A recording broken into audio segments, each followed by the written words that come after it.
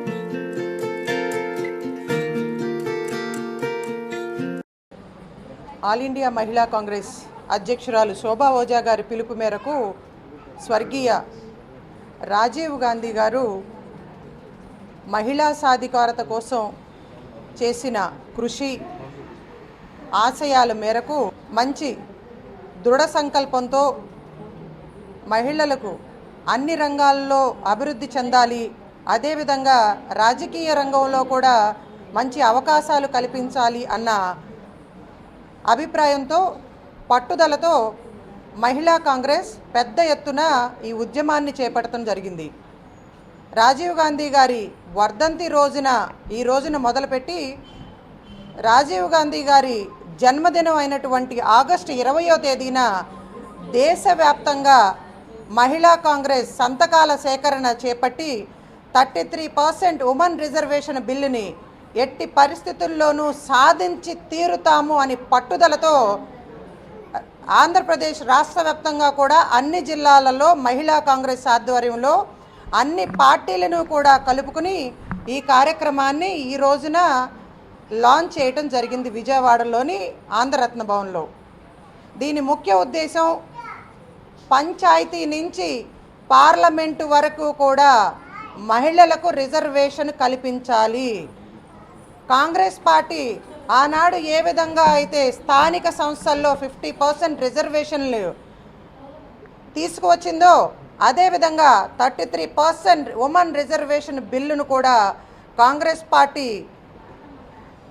సంపూర్ణ మద్దతుతో సహకారాన్ని అందించడానికి సిద్ధంగా ఉంది అనేది ఈ సంతకాల సేకరణ నిదర్శనం. ఎందుకనంటే 3 సంవత్సరాలు గడిచిపోయినాయి.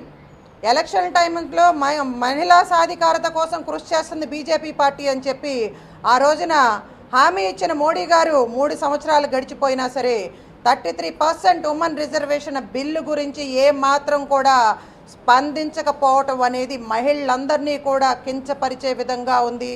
అది దురదృష్టకరమని కూడా ఈ సందర్భంగా తెలియజేస్తూ ఎట్టి పరిస్థితుల్లో మహిళా రిజర్వేషన్ బిల్లుని మహిళా కాంగ్రెస్ శ్రేణులందరం కలిసి సాధించి తీరుతామని చెప్పి ఈ సందర్భంగా శపథం చేయడంతో పాటు ఆగస్టు 20వ తేదీన రాజీవ్ గాంధీ గారి పుట్టినరోజు నాడు పెద్ద ఎత్తున ఢిల్లీలో మహిళా కాంగ్రెస్ ఆధ్వర్యంలో ర్యాలీని చేపట్టి ఈ సంతకాలన్నింటినీ కూడా ప్రధానమంత్రి గారికి ఇవ్వబోతున్నాం మా ఏఐసిసి అధ్యక్షులు సోనియా గాంధీ గారి నేతృత్వంలో.